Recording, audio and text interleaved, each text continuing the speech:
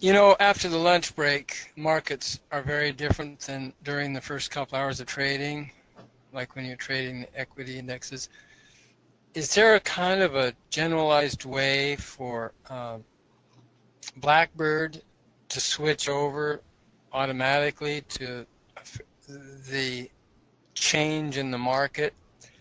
So What you're applying different strategies, possibly different rules, different parameters, So yeah, so if you're using different, if you want to use a different order set and you want to use different, trade signals, maybe if volatility triggers it, or rather than time, but you could also trigger it simply by identifying time when a lot of the rules you're playing by are going to change. yeah. So yeah, if you want to use time, then what you could use is the scheduler here. And so yeah, so let's say you could build a custom schedule like that.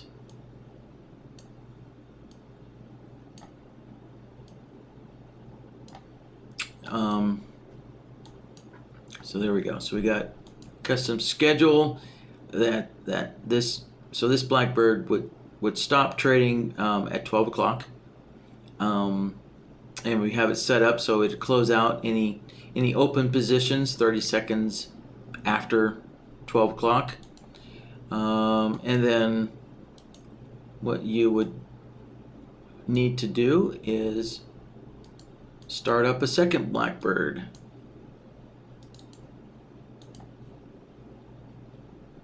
And so you can put multiple strategies on a chart. And let's see here.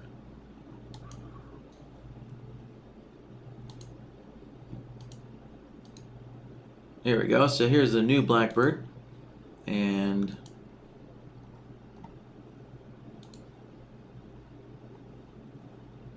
then I could set this new Blackbird up so that it starts trading after 12 o'clock.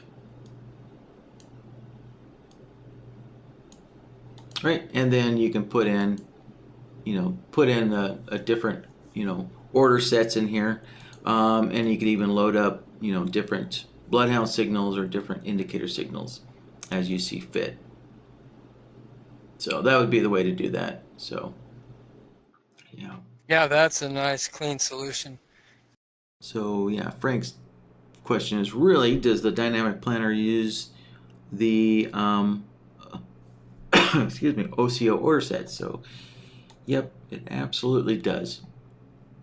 You know, Blackbird always uses this order set. I mean, that's the whole point of Blackbird, is to build your order set the way you want it, and then that is what Blackbird uses, and that's only what Blackbird uses. Blackbird doesn't come up with its own order set. Right, that would just be too confusing to the customer to not know, what what is going to be my profit target, what's going to be my stop loss. For Blackbird to use its own order set would be very confusing. So without an order set, Blackbird can't do anything. Right, if this order set's left blank, then Blackbird will do nothing. There is nothing that Blackbird can do because it doesn't know what to do. Right, it doesn't know, should it submit a market order, limit order, whatever. Right, and you can see that the buttons all get grayed out. So you see how the dynamic planner buttons, the plan long and plan short, right, those buttons are all grayed out, meaning that there's no order set defined. Right, same with the trade control buttons here. See how they're all grayed out?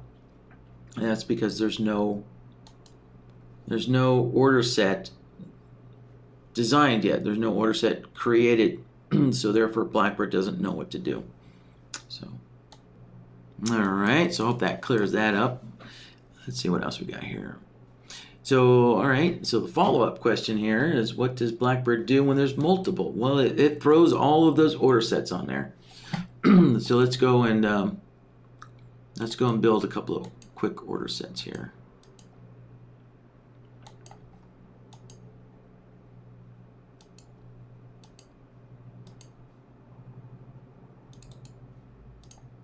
Okay, so I have 3 order sets here, and I deliberately made sure that they all had different profit targets and they all had different stop losses, and the entries are all different as well, so we can see all of them spaced out. Let's see, so market's going down a little bit. Yeah, let's see if we can plan for a short trade, and yeah, there we go. So we can see the order sets for A, B, and C, just kind of all scattered about the place. So let's take a look at this. So we have a stop entry right there. We have a couple of profit targets, A and B profit targets. Let's see, here's the profit target for C. That was actually kind of way up there because remember, order set C is using swing highs and lows. So if we want, we can go in here and manually adjust everything as we see fit.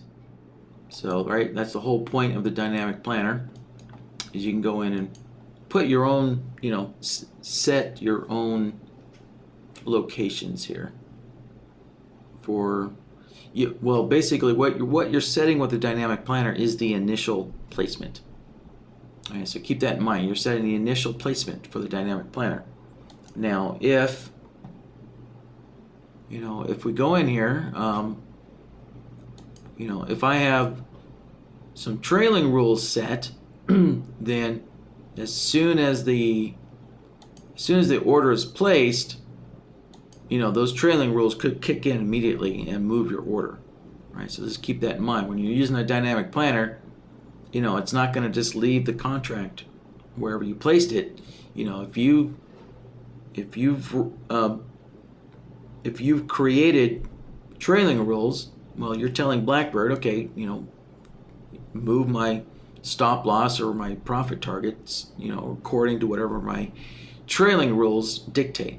So just keep that in mind. Orders may not sit exactly where you left them if you have trailing rules built or created. So you'll notice here, right, with these dynamic planner flags, that entry order A is missing. Right, so there's entry order B and entry order C, but A is missing, and A is missing because it's a market order.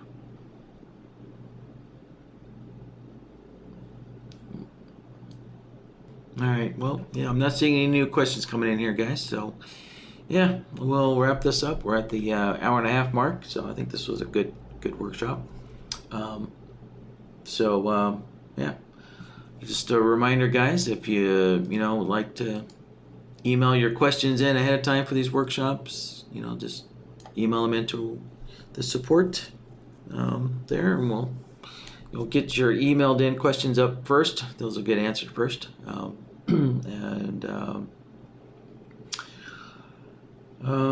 Yeah, I just say have a good weekend. Enjoy the spring weather that we've got here. It's looking like a beautiful day today. Yeah, it was awful rainy yesterday and the day before, but yeah, it's looking like a good weekend coming ahead. So, all right, well, guys, with that, have a great one, and I hope to see you guys next week. All righty, bye-bye, guys.